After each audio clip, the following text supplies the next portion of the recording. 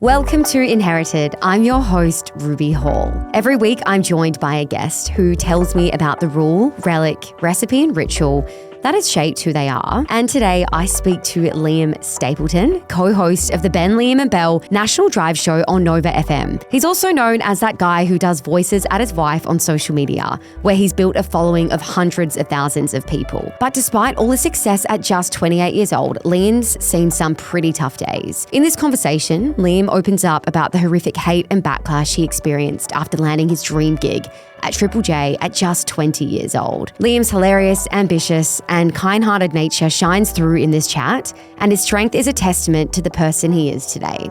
Here's Liam.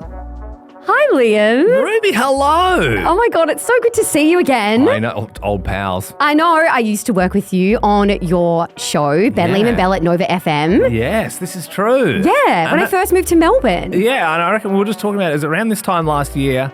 We were in a pedlo for a week, commercial radio guys. Yes. And you were there every step of the way in a little dinghy next to us, like handing things over to us. It was a live broadcast that was insane. For 5 days, you guys were on the Yarra and you were broadcasting live. But hey, I'd love to start today with your rule and talk about the incredible career that you've paid for yourself. No, seriously, you're 28 years old. Yes. And you've just achieved so much. So, that's nice of you to say. No, seriously. Well, your rule is don't sweat the small stuff.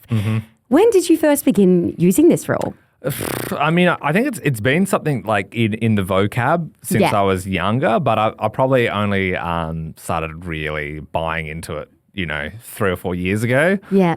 It's not that deep, but it's a good reminder for me sometimes when you're sort of, stressing about the smaller things in life. Totally. To not sweat the small stuff. It really does what it says on the tin. But I feel like for me personally, like, especially when life's going well and there's, not any bigger issues. Yeah. Even when things are perfectly fine, you can find a way to feel anxious.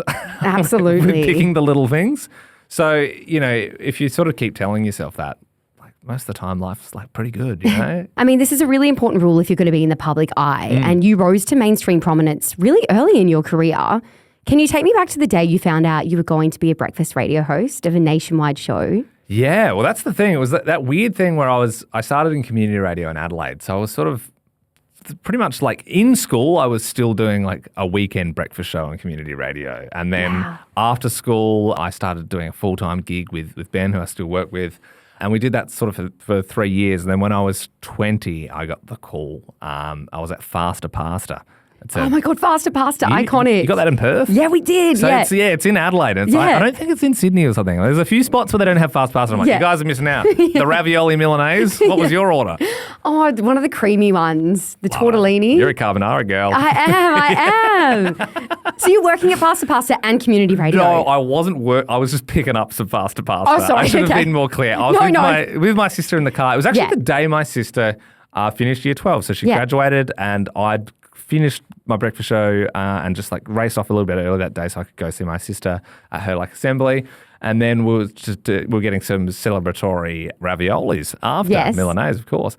And I got the call then, and that was definitely, I mean, like whatever happens in my life or career, I don't think it'll ever top that particular moment because that was the real like, oh wow, okay, like this feels like a bit of a step up here, like going from doing community stuff in Adelaide to having a national breakfast show with Triple J. So Incredible. it was a real shock at the time, and then driving back home and telling mum and dad, and I'm moving to Sydney, and it was it was a real shock. And you were in your early 20s at the time. You were 21. I was old? 20. Yeah, I turned 21 6 months into working at Triple J. Triple J. And we had this like this big 21st, like Triple J are great at throwing parties. Yeah. And it was 170 Russell. We threw a 21st and they surprised me. My mum came out and did a speech and like Peking Dark, Confidence Man, Alex Leahy, Illy. I had a rap battle with Illy and I ate shit. It was so bad. But to experience that at 20 years old is incredible. And it's crazy because Belle was actually who does the show with Ben and myself now, she was like at the listener party, which we always give her stick for because we're like, oh, you know. Was she? I didn't know that. Big fan of the show. Bloody came to them. She's like, I wasn't there for you guys. I was there for Peking Duck, which, you know, she obviously was. Yeah. So you've all grown up together throughout radio as well. Yeah, we've sort of had similar journeys in the sense that we've sort of all, she worked at Sin, Ben and I worked at Fresh, and radio's cool like that. It's like, I know you've had experience as well, but it's like, it's one of those gigs where you can just sort of do it for free. And then, you know, if you do it long enough, then maybe someone will pay you for it. So hey, and look at you now. Who was Liam Stapleton as a 21-year-old? 21-year-old. I was still very much trying to work myself out, I suppose. Like, I've always been very sure of what I've wanted in life, which is one of the things I'm most happy with or proud of, I suppose. Like from early on, I was like, this is what I want to do. Like, I want to be in radio, right? Like, so it's like, and that is hugely beneficial when you have a goal and there's something you want to achieve. When you're sort of like you're hard on it, it makes things a lot easier. But I think I almost probably felt more sure of myself before I worked at Triple J. You know, like it's sort of, you know, we were smaller fish in a smaller pond, I suppose. Yeah. It's getting to medium-sized fish in a small pond. Yeah. And it was very like comfortable. It was kind of like, oh, cool. Well, like, you know, people seem to like what we're doing here, and you know, it's all sort of going well and went well enough to get that opportunity. But then, look, it's been well publicised, but that sort of first 9-month period of working at that station was, it was very, very tough on us both. And that puts me around 21, where then you start to second guess yourself and you're like, oh man, am I cut out for this? Is this actually what I'm going to be doing for the rest of my days, you know? I mean, you're so young at that time in your life. And I think when you get behind a mic or in front of a screen, you're almost building your own identity for you personally, but now for a complete audience. And I think it's really complicated, especially when you're young and you're trying to figure out who you are too. Definitely. And I think a lot of people are like, you know, they might ask, oh, you know, what's that person like in real life? Like that person from the radio, or like, oh, you know, what are they like? And I think everyone at a certain level is themselves. Yeah. But it's like 10% either way. Yeah. And I think that's pretty standard across the board. It's like, oh, does that annoy you a little bit? Well, like for radio purposes, it annoys you 10% more, right? Like, yeah. Everything's a little bit heightened, I suppose, for entertainment. You have spoken really candidly about your mental health journey over the years. And I know it did get particularly tough for you when you were receiving death threats while hosting Triple J Breakfast back then. Can you speak to a bit more about this period of your life behind the mic at Triple J there? You must be thinking, the talkback must have been pretty bad if they wanted me to die over it. But, it's really horrific. Like, I just can't imagine receiving that when you're... Yeah, it's a weird thing, and I'm like, I sort of, you know, as I said, I've spoken about it a fair bit, but what's sad to see is when you see other presenters in that sort of position, whether it be at Triple J or elsewhere, and you see people sort of cop the same flack after a while, and you're like, man, like, when are people going to learn? But I mean, at the time, as I said, we were sort of, we'd gone from Community and then to this national show, so it was a big step up. And, you know, the show that had been on previously, you know, Alex Dyson, he'd done it almost a decade there. So he'd sort of, you know, he'd racked up a few flight hours. So it's always going to be a big change. And and especially Triple J has a real sense of ownership. People sort of feel like it's their thing. They do, don't they? Definitely. It's different to... Commercial radio, it's a little bit like, and that's the thing, you know, we love working for Nova and it's been incredible. But you sort of, you don't really find people with Triple M tattoos a lot, but you might see a lot of Triple J drum tattoos. That, like, if you go to the right music festivals, like people eat, sleep, breathe it sort of thing. Absolutely. So it was just, and we were coming in pretty hot, pretty confident, you know, knowing what we wanted to do. And we copped a lot of flack, you know, over the text line and on social media and that sort of thing. And it's one of those ones where you just like sort of, you know, keep your head down, keep doing the job. And radio is, it's the best gig in the world, but it's tedious in the sense that it's, you know, 3 hours live every day. Like, you got to like front up, you know, wake up early and get in there. And like, it's only tedious when, you know, it's not enjoyable or you feel like people aren't enjoying it. Yeah. And that was very much the case at the time. So, and it didn't really quiet down. If anything, it got worse until I spoke out about things on Are You OK Day back in 2017. And it was like, honestly, like a switch had flicked after that. It was almost like calling people on their shit, if you will. It was like, people were like, oh, like, wow, yeah, no, I suppose, he is like a kid. And I'm like, you know, a 30-year-old man, like at work, like texting and this sort of stuff. So like there was a lot of people that reached out with like a lot of love and support. And then also people who, even like apologize. I'm like, hey, look, poor form from me. Like I'll put my hand up. So I was, one of those people. It's very much like gang mentality at the time. Yeah. And yeah, I mean, it was crazy the amount of support, and still people like will come up to me occasionally at gigs or on the street or whatever. Hey man, I remember you spoke about that, and I'm like, oh yep, you're familiar with that. Yeah. Well, I remember when I was working with you at the end of last year, you were raising money for Movember. Well, that's true. So it's really something that's close to you, and you spoke about it that day as well on Nova. That's right. Yeah. Your breakfast show, because I think it's something that needs to be spoken about. Absolutely, especially I think whether you're a sporting personality, a media personality, and an artist, like there is a certain disconnect, and which kind of I suppose shocked me even at that level. I'm like, come on, mate, it's like we're doing a radio show. It's not Hollywood. You know what I mean? Like not like these big actors or something. So since then, it's we've had a really great run, and it was like it's funny because I always feel like. When I talk about this sort of stuff, I'm like, I also feel like bringing up like, yeah, but then after that, we had like 2 and a bit great years at Triple J where it was all really, really good. And and it was actually a hard decision to leave at the time because it was like, well, this is sort of, we're loving this, it's working out really well. So, but also so glad we did because it's led to this next opportunity. So did you leave because you got offered a new show within the Nova Network in Adelaide? Yeah. And I think some people at the time were like, well, why would you go back to Adelaide? Like, why would you, if you're doing a national show, why would you go back to Adelaide to be started? And we're like, realistically, we were like, hey, look, we love Triple J Breakfast, but it was also, we're like, where else do you move? Yeah. Other than that, that was kind of like what we saw as like the marquee show at Triple J, and you got to do like a version, all this cool stuff, do all the festivals, and after you've done it for 3 years, you're like, okay, well, I suppose if we did another 3 years, we'd probably be in the same position. So it was sort of the riskier move, because it could have also blown up, but it was like the best thing we ever did because we're like, yep, cool, we had our time there, let's give this a crack, and then things worked out well in Adelaide, and it also happened that we. Got to move back with our families and friends, and we got places in Adelaide, and then COVID hit. So if there was any time to dip on the eastern states, it would have been those sort of 3 years. Yeah. I imagine the people around you felt really protective in 2017 when you were copping a lot of that horrific hate on Triple J.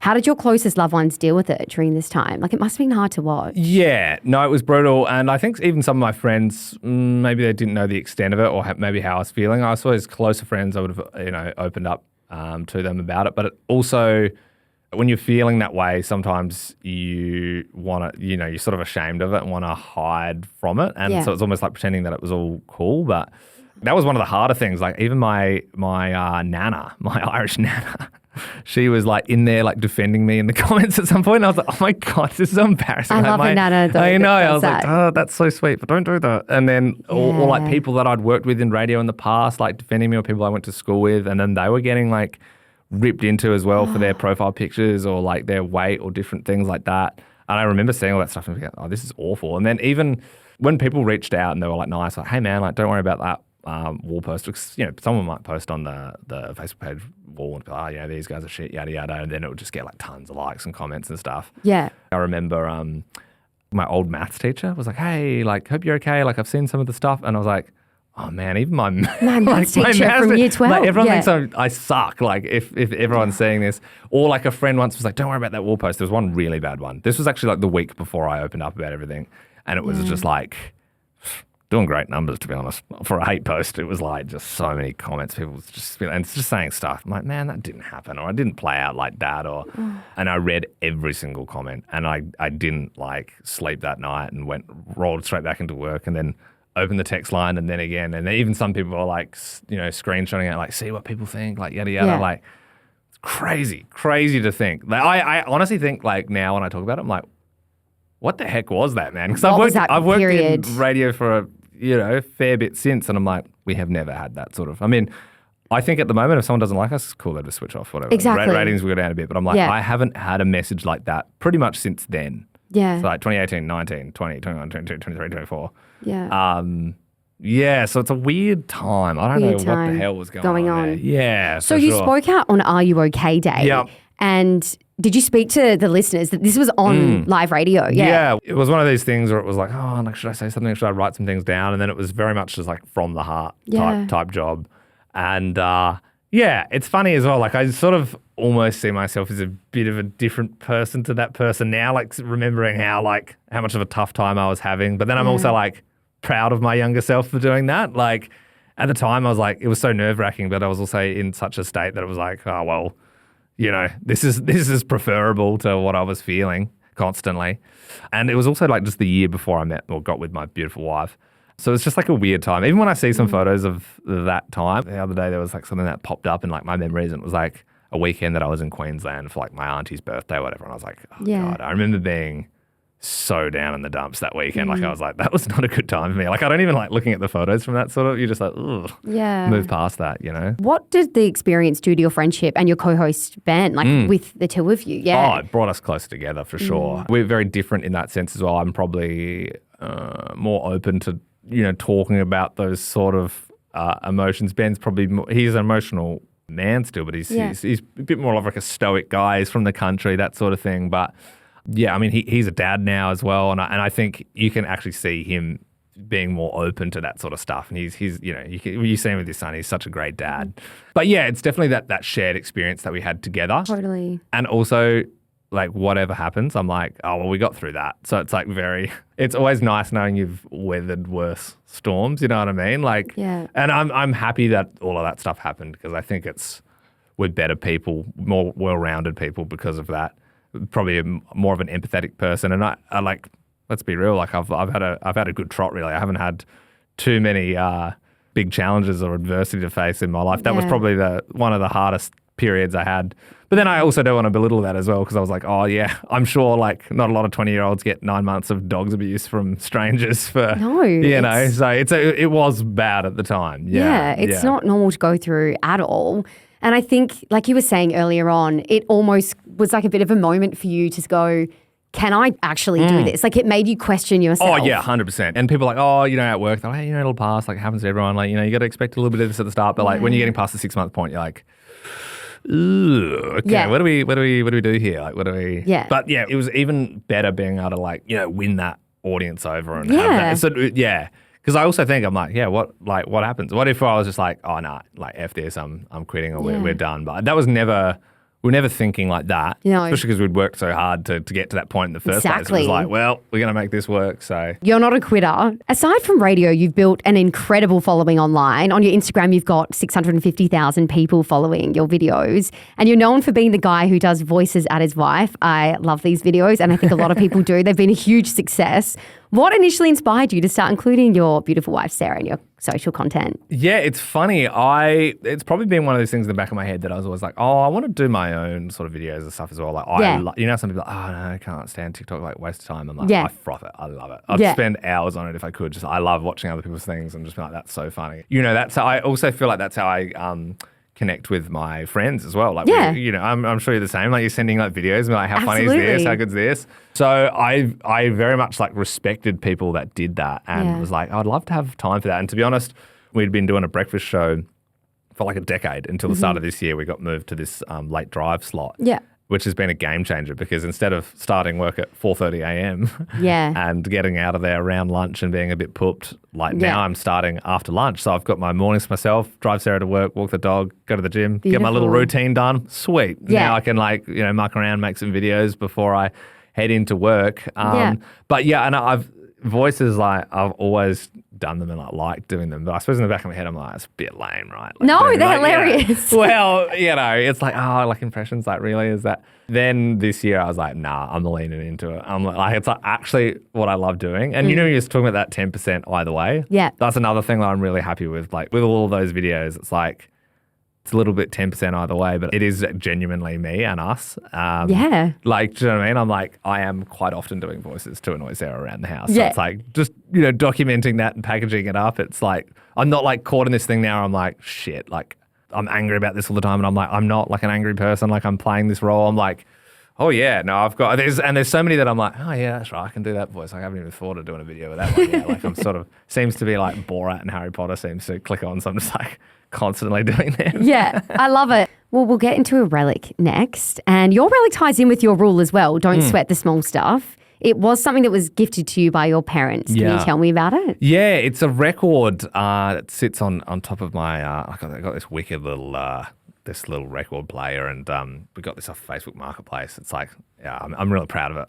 Like, it's a nice little a spot for all the records there, which I've slowed down on because they're expensive, and let's be real, you can just listen to your songs on Spotify. Yeah. It's nice to have though if it's like an album you really love. Of course. And Mum and Dad got us this awesome record, which is like there's a photo of Sarah and I on our wedding day kissing in the rain, and it's got like all the songs from our wedding on, and it's just like right by the door. So like when I leave the house, it's sort of the last thing I see for the day, and I'm like, it's a really cool gift. In fact, I was like, I wish I had that business idea, to be honest. Yeah, that's beautiful. Can you speak to some of the songs on the vinyl? Yeah. So Leaf, Ballpark Music. Not sure if you know that song. I love Ballpark Music. Yeah, do you know Leaf though? I don't know so Leaf. It's a bit of a deeper cut, but I'll have to listen to it. Oh man, yeah. Yeah, if you play it now, I'll cry. It's the song that Sarah walked down the aisle to. Oh, beautiful. Yeah, so that was on there. And then there's like just some stuff like that the bridal party came out to, like, Fatboy Slim, some of the fun stuff. But yeah, that's definitely like Leaf is probably like our song. I also proposed to that song. I sneakily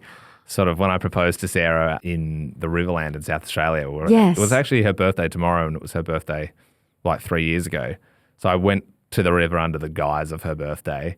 And I was also started taking a tripod on trips to be like, because I wanted to like film, capture the moment. Yeah. So I was like making it not weird of like, oh yeah, the tripod. So I had like the tripod set up for like a couple of photos, and then like when I took the last photo, I was like started recording it, and then we just did our own thing for a little while. And yeah, I had the song like in the queue, and I was like, right, psyching myself up. I'm like, when the song hits, I'll get the ring out of the pocket.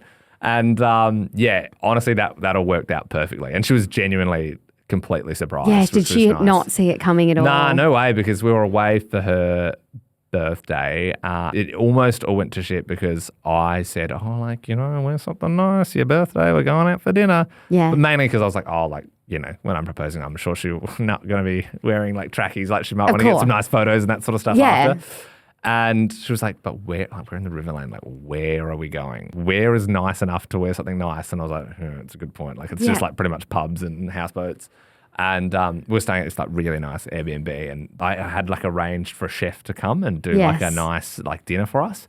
But he rocked up super early, and we were like on this like like this property where it was like there was like a long road and it was like no one around. Yeah. I was like in the toilet and she screamed because there was like this man at the door, and I was like, this is the and I was like trying to be like, brother, like if you say I'm here for the engagement dinner, like I'm gonna kill you right now. So I'm like, this is Tony for your birthday dinner for your birthday, because it's your birthday. So I arranged, we're not actually going out. He's going to be here. It's her birthday, remember? And in my head, I was like, don't say anything. But he was catching my drift. So he was like preparing. So it was very like lonely. We were out on a cliff, and I proposed that Leaf was playing. Tony was there. He was chopping up some prawns. That's so beautiful. Hey everyone, I hope you're enjoying this episode of Inherited. As a Perth native, I've truly fallen in love with Melbourne ever since moving here, and I'm very eager to explore every corner of the city. Last week, I was thrilled to attend the Constellation Cup and Trans-Tasman Cup. It was my very first time of seeing professional netballers in action. Netball is the most popular women's sport in Australia, and it was fantastic to be a part of a passionate crowd. Kira Austin was named Player of the Match that night, and in true Inherited form, I'm excited to share her Melbourne ritual with you now. When I'm not working my craft on the netball court, my Melbourne ritual is to walk to my local coffee shop, Adney Milk Bar, with my partner and our neighbours, plus their beautiful dog BB. We are welcomed each morning by Jay and the barista crew, and it's such a perfect start to the day. Depending on the day as well, my partner and I love to check out the Camberwell markets or the Rose Street markets in Fitzroy. I absolutely love finding secondhand gems and just wandering the stalls I have on offer and meeting all the many faces of Melbourne. It's such a sustainable way to shop and to wear pieces that still have so much life in them.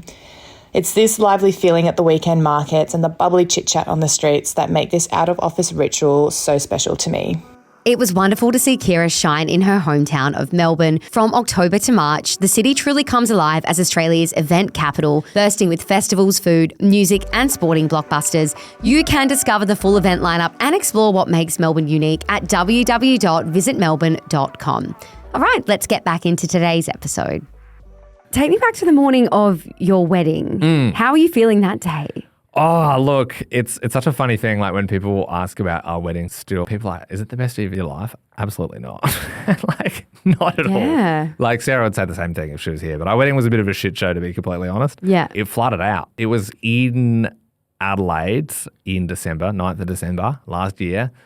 So you're pretty much like, please don't be 40 degrees. I mean, you're from Perth. We have hot summers. You expect it to be really hot, early December. Yeah, and we had, this lovely spot out in the hills. It was like this big garden wedding, and then, it was raining. We knew it was raining, and then it was like, oh, it's raining more, and then it's really, really raining. So all throughout the week, we were like sort of, adding to this marquee and adding extra flooring and like sandbagging and that sort of stuff. The marquee was like where the reception was going to be, where the DJ was going to be, and we had the bar all set up in there.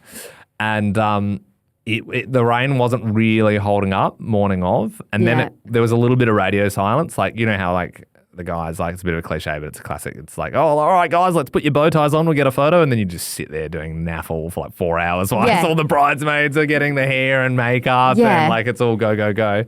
And so I was like, oh, geez, I haven't heard from someone for a while. And then it literally, like, it was...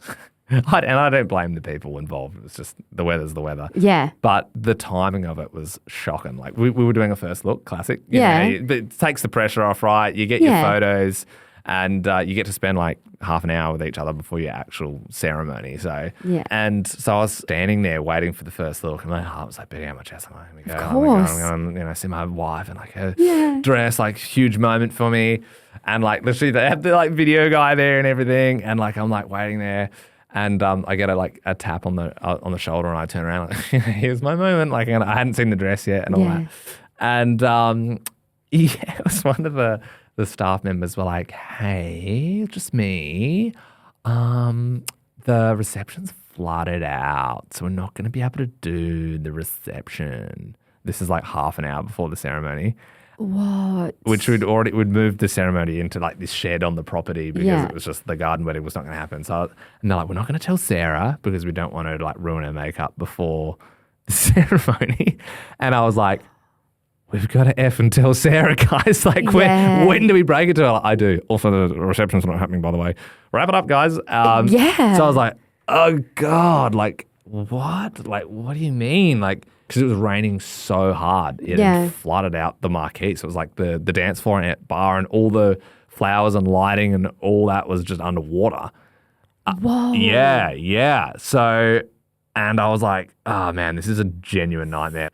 And obviously, whatever. It's like you're not getting married for the party. Like, you're getting married because you want to get married, right? So it was one of the best days of my life in the sense that I'm now, as a result, married to Sarah, the love of my life. But the day itself was like so stressful. I sort of think back to that and I'm like, I'm sure there's a lot of people with perfect weddings and shitty marriages, but I like to think like we had a pretty trying time, a testing time that I'm like, it really proves that we're, in it for the right reasons. Absolutely. And like, I think it's like a cool story to look back on now. It is. Oh, well. And it's so funny sometimes. We've been to a few weddings since and people are like, oh, there's a bit of rain and stuff. And I'm like, this ain't nothing. You seen Helen Hunt's Twister? That was our effing wedding. It's nothing.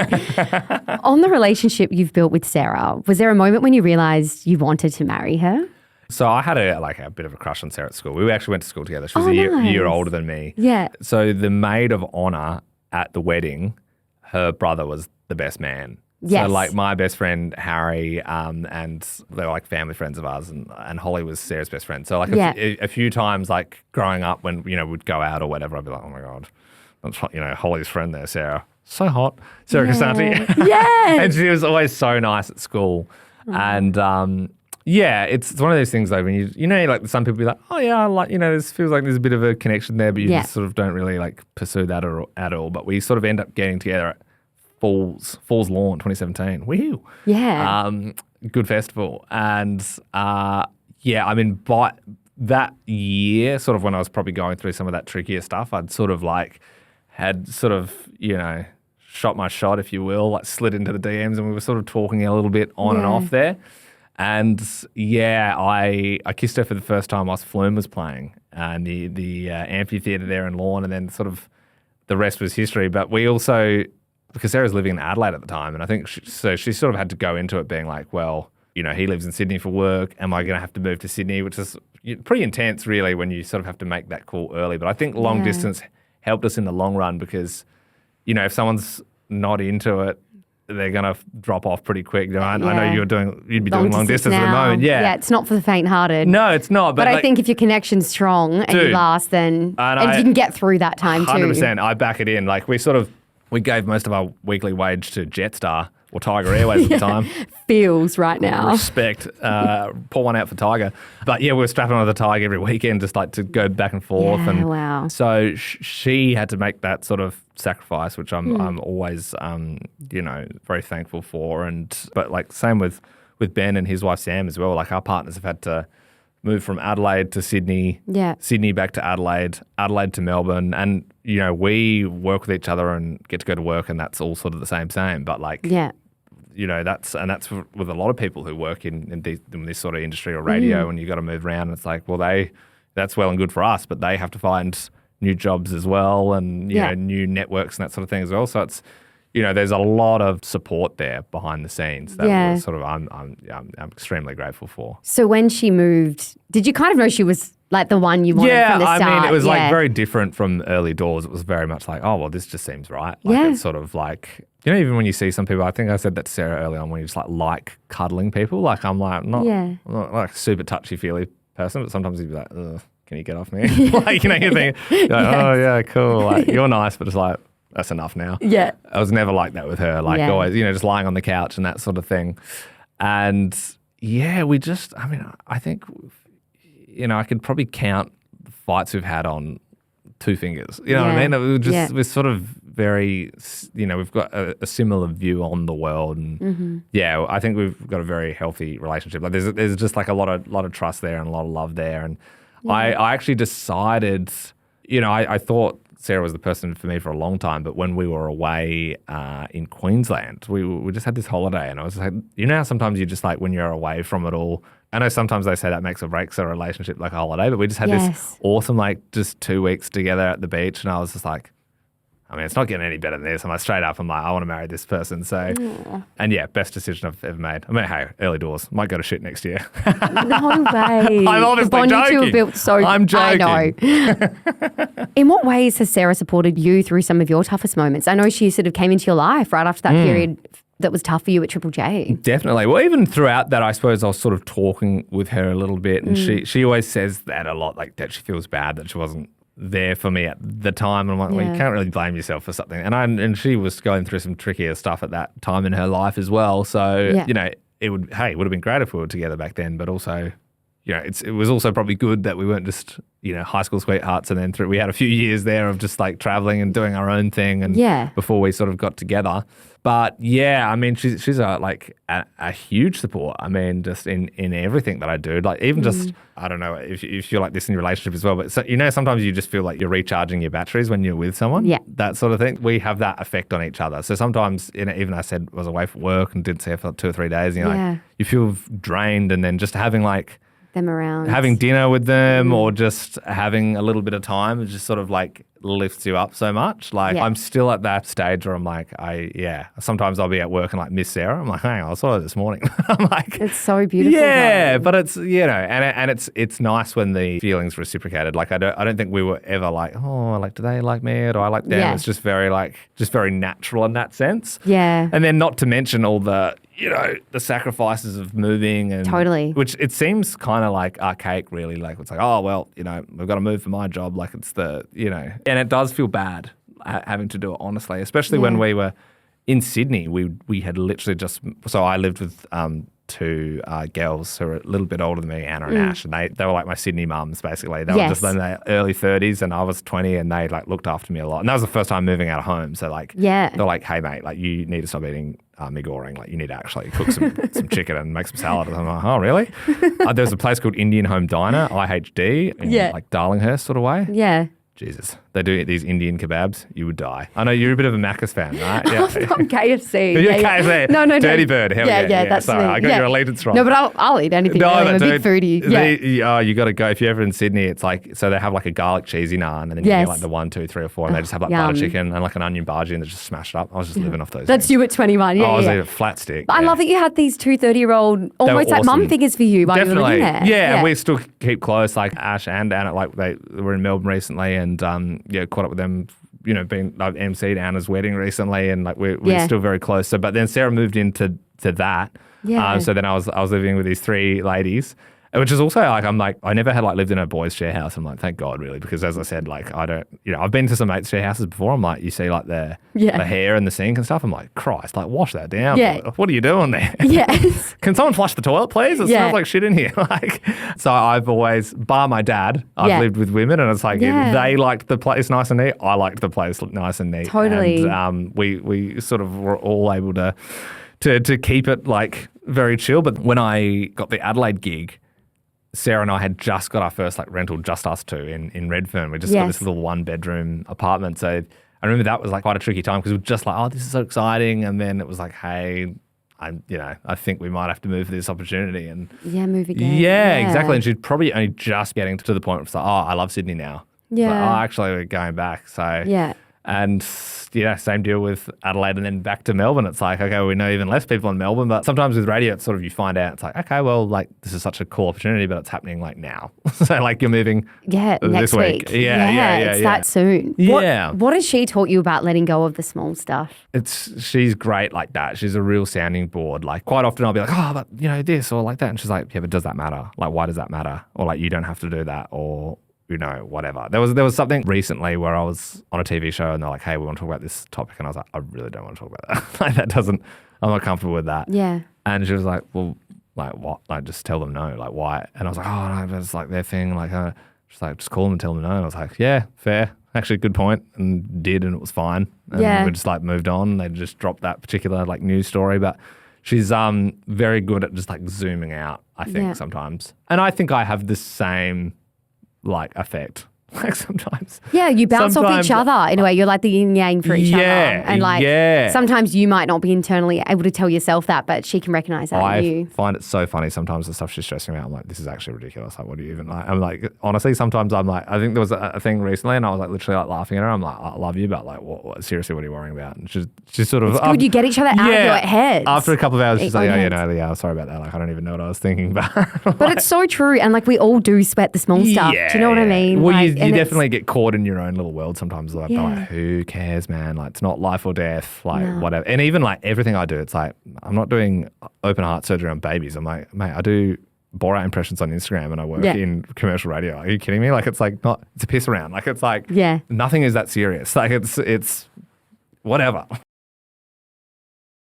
Speaking of important women in your life, you've actually brought in a cookbook you inherited from your grandma. Yes. We'll get into your recipe next. Do you have it here? Well, this is the thing. I feel ashamed because I wouldn't say I'm a very good cook. I can do a good old El Paso taco night. That's about it. Nice. But I do have every recipe under the sun passed on from my beautiful grandma. So, and you know what? I've got this and it's very special to me, but I'm like, there's only one thing I've ever cooked from it, which is this zucchini bake, which I like. But I'm like, there's so much blood, sweat, and tears into this thing. Like for people who can't like see it, it's this big binded folder.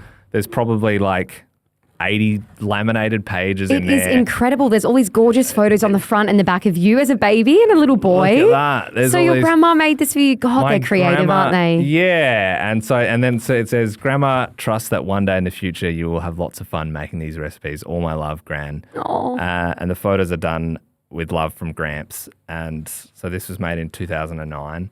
Wow. And you've got so much. I remember my grandparents have both passed away now and I was very close with them. But I remember when they got a computer and I was very much that like the grandson who had to teach them how to use Microsoft. Yeah. And it was painstaking. They're very clever people. Grandpa was very good with his woodwork and Grandma was an amazing cook, but they didn't take to Excel very well. So I was like, no, it's right click. It's right click, not left click. That's a little bit too much pressure there, Grandpa. You've now closed all the windows. Yeah. And with that, that's why they wanted to get the computer because they were making this for me and my sister and my cousins, Danny and Kerr. So she's like hand typed out absolutely Beautiful everything. Recipe. I'm so glad that I have that and that I can like pass that on. And there's a lot of like memories there with like, we used to basically live with our grandparents in the school holidays. Yeah. And my first gig was working for my older cousin as a labourer on a work site. That was also a good time for me to be like, okay, no, I really want to do radio. I don't want to be a labourer on there. I was like, not for me. But it was cool in the sense that I could just like walk around and like listen to tunes, Yeah. sweep up, pick up some cans. Used to put the cans in the side and get me 10 cents for that later. Yeah. How good's that?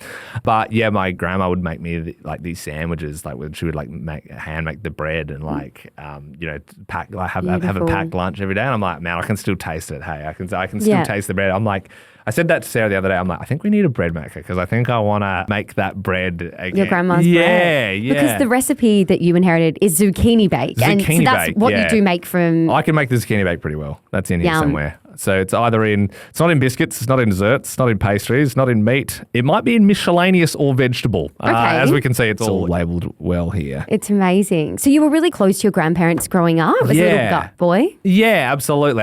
So this necklace I've got on here is my grandpa's necklace, and he passed away last year, unfortunately.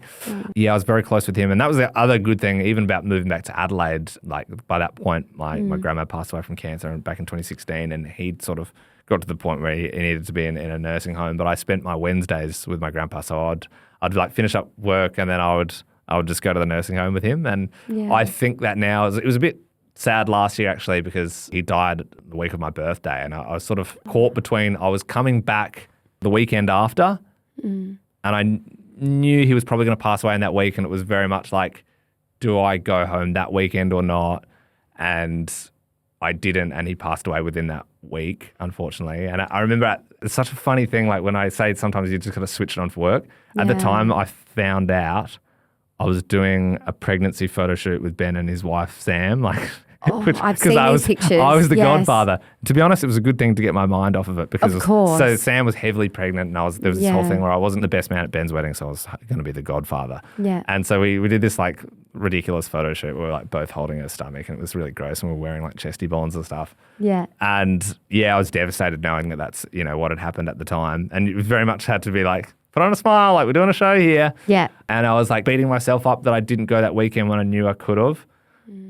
And I spoke to him on the phone and got to say goodbye and that sort of thing. But that was a good one with like Sarah helped me a lot there as well with just like, we'll zoom out like you every Wednesday, 3 years. Yeah. And I'm like, I'm so glad I did that. And, I was calling him a lot and stuff when I worked in Sydney and that sort of thing as well. But I'm like, it is true. I'm like, I got more time than I would have if I'd lived interstate. And I think I knew at that time, like, oh, hey, look, I'm back here now. Like, this is important.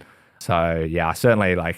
I don't beat myself up for that. Yeah. No, you can't. We will end on your ritual today and talk about how ambitious you are, as a person. It is a weekly mantra that you do. Can you take me through it? Yeah, so you could very much look into my mind if you looked at my iPhone notes. So I've got like a goals section of like what I want to achieve over 6 months, 12 months. I've got my to-do list every day, which is like literally sometimes I have like shave on it. Because I just like ticking things off. Like, oh, no, yeah. Do you get what I mean? Yeah, it's just like the small things in life. Sometimes you do need that reminder, though, especially when you're so busy and you've got a lot going on. Because I hate being like, oh, shit, like that's right, I was supposed to do that thing. Or like, oh, yeah, I said Sarah, I was going to do that thing. Or like, like I love having a to-do list. And sometimes I like even like go a little bit ahead in the week. And I'm like, on Thursday, I need to take the dog to the groomer. And yes, it's in the calendar, but it's also nice to have it in the to-do list. Yes. And you sort of like cross things off as you go. But yeah, a thing I started doing this year as well is also just like writing like weekly mantras. Not like anyone necessarily like told me to do that. I just sort of, I don't know, I find it helps me. Yes. It's not like believe in yourself or like you're a lion. It's not like that. I've even had things like I was trying to like doing a bit of a diet before I went on a holiday and was like trying to be like, okay, I'm not going to try and get real fit over this 12 weeks. I'm going to stop drinking and just see how healthy I can get. Yeah. And it would just be like things like, don't go too early on Friday, mate. like when you finish work on Friday, it's just like, just have like 3 or 4 beers. Yeah, like, a little reminder for you. Yeah, and you do. Like it's sort of like, oh no, I did promise myself at the start of the week that I'm like not going to blow out before. Yeah, I went to like a gig or something the night, went to see June Rats and Fiddler the night before I flew out to Bali, and I was like, dude, you've got a red eye to Bali, like don't be hungover for that flight. Yeah. And I really wanted to be. But I didn't. Your level of success doesn't just happen. It might look easy from the outside, Liam, but you're clearly a very motivated, very driven person. Like you've been talking about, you co-host a live radio show 5 days a week, and now you make, your own content online as well. You put out about 2 to 3 videos a week, you were saying. Yeah. Just how ambitious are you?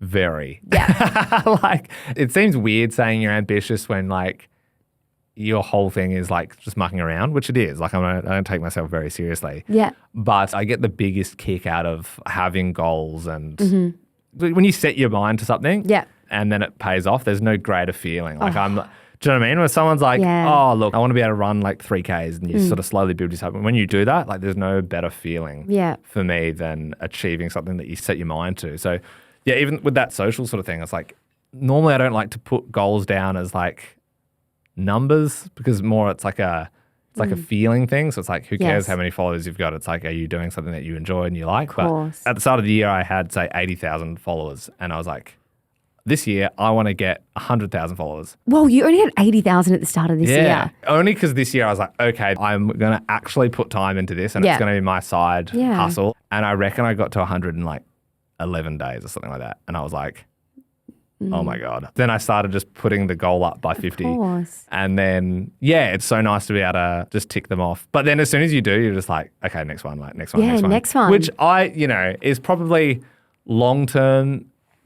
It might not be healthy, but I think it's also what like drives you. Like if you're just like comfortable with like, oh, okay, yeah, I'm comfortable. I got a great job that I love with people I love working with. I'm like, oh, okay, I'm satisfied with that. Then I would just I don't know, just not do much more than that, I suppose. But I'm like, what else can you do? Or, how good can you make that job? I think I'm lucky that the people I work with as well, like same deal. And that's probably why it's been such a long working relationship with the likes of Ben and now Belle because we have the same sort of ambition. Like we love feedback. I love it when the boss is like, didn't like that. I'm like, why? Okay, let's unpack that. But sometimes I think people like, sometimes they're like, oh, no, stuff you. Like I've been doing this long enough. But I'm like, we're constantly like learning and trying to get better at things. Yeah, it's so good to be open-minded like that. And I think with what you're saying around, having that ambition, it's something you're so passionate about. Like, yes, the followers, it's showing that, you're putting something out there in the world that's being well received, but it's something that you care about and love too. And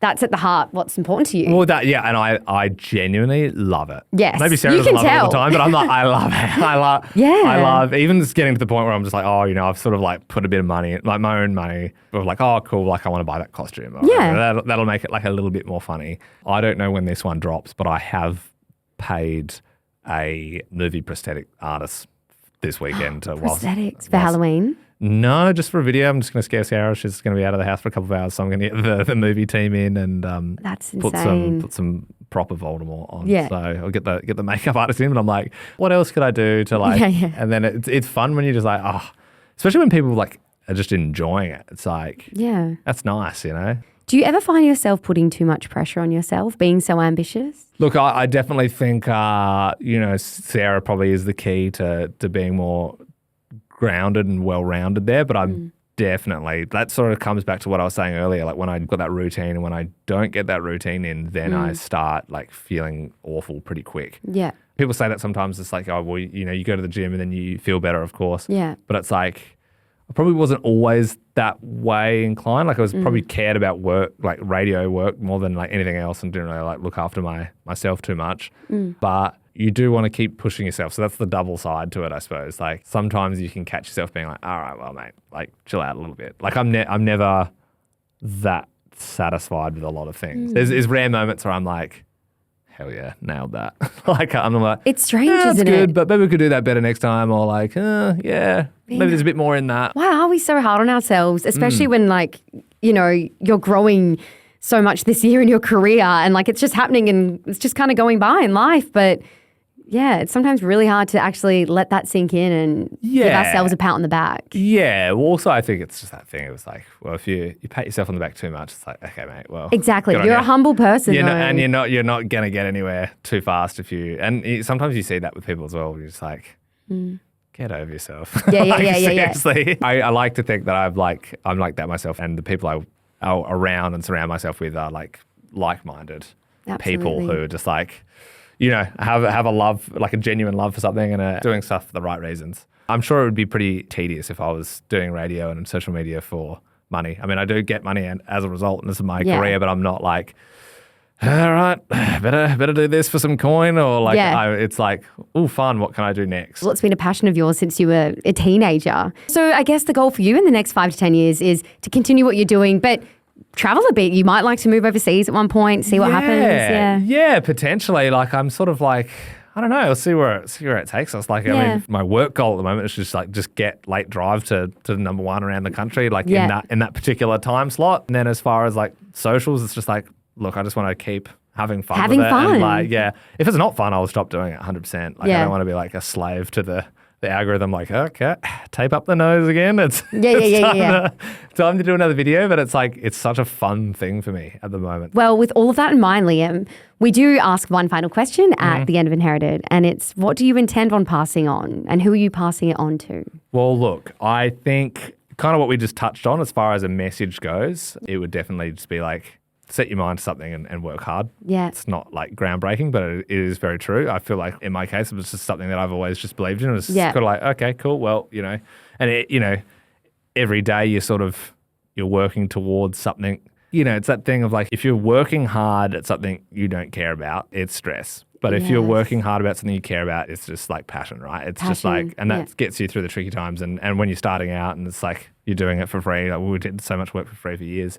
So I hope I could pass that on to kids someday, that it's just like, well, once you find what you want to do, like give it a red hot crack and just go for it. Yeah. As far as like physical things, as I mentioned earlier, the necklace, which my grandpa Lionel wore for his whole life, this gold necklace that I've been rocking since he passed away in June last year. So I'm like, that's very much, I see that's like my mum's side and my mum's side of the family. On my right hand, I've got the clatter ring, which my nana gave me, which my dad has the exact same ring, and my mum wears one as well. It's an Irish thing. So. Yes, so you turn that ring around when you're in love, is it? So if the heart's facing like towards your heart, it means your heart's taken, and if it's facing out, it means you're looking for some ass. And then on the left hand is my wedding ring. So that's sort of, I was like, right hand is like dad's side, necklace is mum's side, and then this is like my family, like Sarah and future sort of family. So I'm like, I'm really like proud of this little setup. I had never worn a ring or necklace in my life up until I got this one. It felt very strange wearing it at the start. And that's the one from your... Yeah, Nana. We've got a photo when we like got it, and it's like all like my mum's hand, dad's hand, sister's hand, Sarah's hand, and the Nana's hand. Like we've all got the same sort of ring on. Hers is a little bit more petite. Mine's a bit of a chunker.